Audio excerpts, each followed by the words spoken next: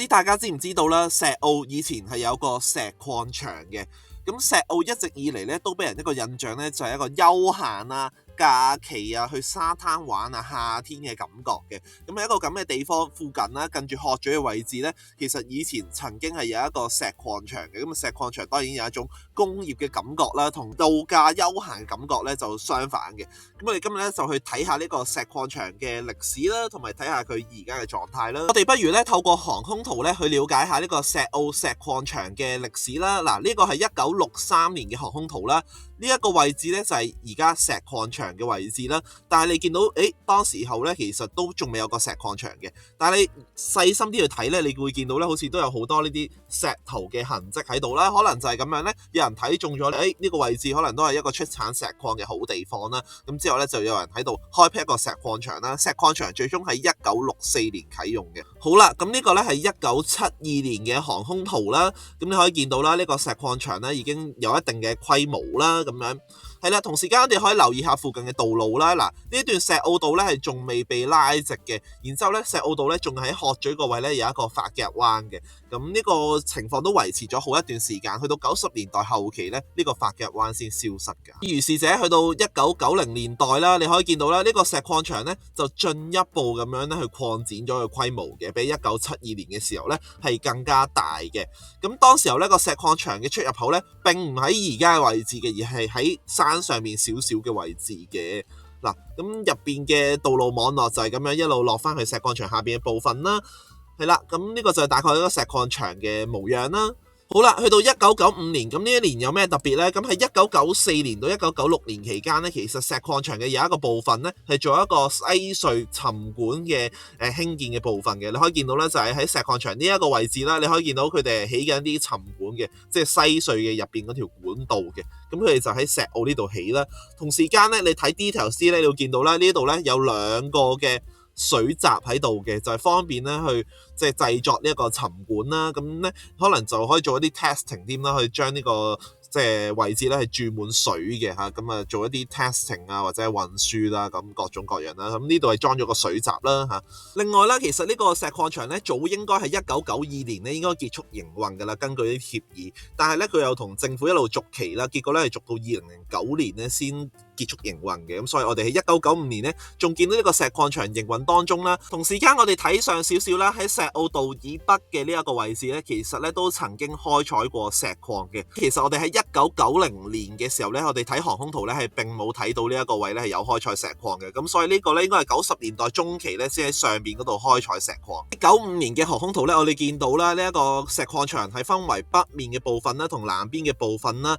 咁所以咧呢度咧中間咧其實有一條佢哋自己嘅路喺下邊嘅。咁另外咧石澳道有一部分咧變咗一條橋嘅，咁啊跨越咗呢一個石礦場嘅南北部分嘅。去到1996年嘅航空圖啦，我哋更加可以清晰地見到啦，呢度呢條橋啦，同埋呢個石礦場啊，呢個跨越咗南北部分嘅呢一段嘅道路啦。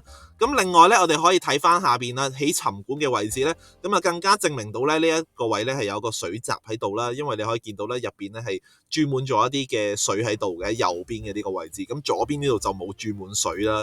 石礦場咧都係持續地開發啦，入邊咧都有唔同嘅機器啦，你可以見到咧當時候都係主要以船嘅方式咧去運送呢啲咁嘅石礦嘅嚇。另外係1996年嘅航空圖咧，我哋可以見到啦，喺石澳道近住鶴咀嗰個位置咧，依然都仲係一個發夾彎啊，呢個彎位依然未被拉直嘅。去到1997年嘅時候咧，你就見到啦，就係呢一個 Mosman 1997年咧，呢一個石澳道咧就拉直咗啦。咁啊，從此咧大家就唔使行呢一個嘅發夾彎噶啦。咁同時間咧，呢個石礦場咧都係持續咁運作啦。我哋見到嗱，呢個原本製作沉管嘅地方咧，而家又有部分位置係注滿咗水啦嚇。好啦，咁另外咧，其實喺90年代中期咧，呢一個石礦場嘅營運商咧係已經係喺度做緊一啲嘅修復工程噶啦，好似喺呢一個鶴咀道側邊嘅位置啦。其實原本呢啲位咧應該係石礦場嘅一部分嚟嘅，咁但係咧佢都有做一啲修復啦，種一啲樹啦咁樣喺度嘅，咁啊做一啲綠化修復嘅工程。同時間咧，我哋可以見到啦嗱。1996年嘅時候啦，喺呢一個石澳道以北嘅部分呢，仲有一個石礦場嘅。咁但係1997年嘅時候呢，呢度已經係完成咗個修復工程啦。咁呢一部分呢，已經變咗一個山坡啦。同時間嗰條橋呢，本身係有條橋喺度噶嘛。咁呢條橋呢，亦都係冇咗噶啦。此之外啊，呢一年呢，仲有一個變化呢，就係喺呢一度呢，起咗個巴士站嘅停車彎位啦。咁本身係冇嘅，咁係之後喺1997年呢一年呢，加上去嘅。再睇埋2000年啦，千禧年嗰一年嘅航空圖啦，你可以見到啦，修復工程咧係進行得更加多啦，周圍咧廣泛咁樣植樹啦，去到而家你會見到成條路側邊都係樹嘅，咁你好難察覺到咧，原來以前呢一度咧應該係全部都係石頭啊，全部都係石礦場嘅痕跡，但係佢而家咧就已經係有茂密嘅叢林咧去包圍住呢一帶嘅山坡嘅嚇，咁啊同時間咧入邊啲路咧都有個升級過，你可以見到啦，一個續生嘅柏油路啊鋪咗喺度啦，咁啊，但係咧下邊嘅部分咧都依然係一啲咁嘅石頭嘅路啦，咁樣嚇一啲 dirt road 啦。去到2004年嘅時候咧，其實個地貌都冇乜分別㗎啦，係啲樹咧又再比之前咧生得茂密一啲啦。咁成個石礦場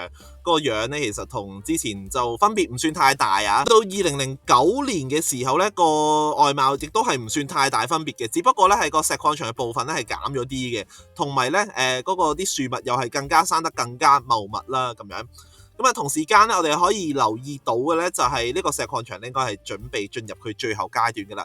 咁啊，頭先所講啦，呢個石礦場咧係2009年起咧就會停用嘅啦。咁所以呢個咧就係石礦場最後經營嘅面貌啦。石礦場結束之後咧，咁呢個石礦場嘅修復工程咧亦都係隨之完成啦。喺2010年嘅時候，咁你可以見到，咁入邊咧鋪咗呢啲超續生嘅呢啲柏油路啊。咁可能就係為咗未來會唔會有啲咩發展咁樣就鋪咗呢啲咁續生嘅路喺度啦嚇。好啦，咁啊另外睇翻呢一個石礦場嘅成個呢個海灣嘅位置咧，都係變得非常之靚㗎啦。由嗰一年開始啊，2010年開始，咁呢一度咧就原本有水閘嘅呢兩個位咧，見到水閘依然都喺度嘅嚇。